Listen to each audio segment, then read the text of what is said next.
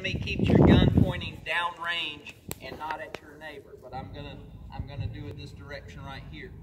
Half cock is where we put, or prime at half cock is where we put a fresh percussion cap on.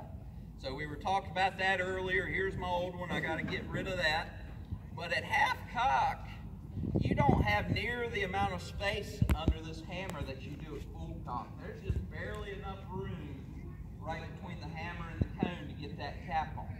But this is how we do it. We don't want the thing accidentally going off with it at full cock when we pull it, so this is what we got to do. So I get my percussion cap about the size of a pencil eraser, give it a squeeze, and kind of roll it onto the cone underneath the hammer. Simple as that. So, what do we think? Could I teach y'all how to do this? Yes. Give me about 20-30 minutes. I can teach probably most anybody how to load and shoot this thing.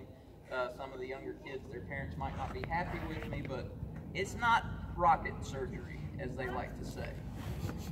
Anyway, but what is happening to me if I am a real soldier doing this in a real battle in the Civil War?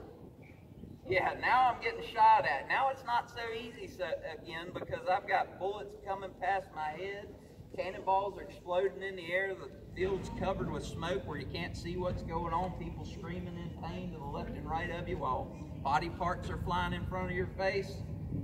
Now you're not so easy anymore. I tell people, if you throw me in a time machine and I go back in one of these battles, I'm probably going to turn into instant Barney Fife. You look confused. There's an old show called The Andy Griffith Show. The main character's name was Andy Taylor, but they still called it The Andy Griffith Show because that was his name in real life, even though he was called Andy Taylor. His best friend was Barney, and he had one bullet in his pocket, and Deputy... Okay, wrong North Carolina history for you today. All right. So that was step number 8. How many total steps? 9. 9. So step number 9's got to be what? Fire. Shoot them, kill them, fire. Ha ha ha. Wrong. Step number 9 is to shoulder arms and stand at attention while we are still probably getting shot at. Because we are in the Army, and when you're in the Army, you don't do anything until you're given what? An order. I was given an order at the beginning of this. It started with an L. What was that order? Load. Am I loaded? Or at least my musket is. Hopefully not me too. But anyway, yes. We have done everything we were told to do. All they told us to do was load. We have loaded. We've not been told to shoot yet. When we finally do get a command to shoot, 3 more steps to shoot it. So 9 to load, 3 to shoot. Most of you probably know the 3 steps to shoot it, even if you don't know that you know the 3 steps, so I'll get you started. Ready, aim, fire. Command ready, you do that little half step again, you bring the weapon over, pull it to full cock. Aim, it goes on your shoulder, you look down your sights to the target, fire, you pull the trigger, and if everything goes correctly, it goes boom. Now, even though this was the latest, greatest thing they had back then, there was plenty of a potential for stuff to go wrong. Number 1 in my mind is my ammo is being carried around in leather and paper. So if it's a rainy day or a humid day, you had to hike through the swamp or cross the river or whatever, your gunpowder might be down. So it was not terribly uncommon to find one of these after a battle where the poor soldier had loaded it powder, bullet, powder, bullet, powder, bullet, because he's scared to death and just kind of goes into autopilot, load, pull the trigger, load, pull the trigger, didn't realize his gun wasn't going off. Very lucky that it didn't go off in his face. But anyway, you 2 up in the corner.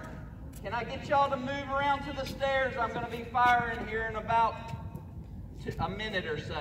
Yeah, if y'all come that way for me, I appreciate it. So would everybody else that wants to see the gun go off. All right. So that's a quick history on this weapon and how it was loaded and how it was used. For everybody that showed up a little bit late to the party, I will give you my Cliff Notes version on what is about to happen with this weapon. It also gives me a childish excuse to relive the glory days of the Micro Machine commercials from the 90s. Okay, I got a couple laughs. Somebody will know what's about to happen. All right, so here we go. At the command of fire, I'll pull the trigger, the hammer will fall down on the cap, makes the cap explode. This sends fire through the cone into the base of the barrel where the gunpowder is. The gunpowder explodes, turns from a solid to a gas, causes a lot of pressure, pushes the bullet down the barrel, downrange to the target. For safety, what's our bullet made of today? Toilet paper. Toilet paper.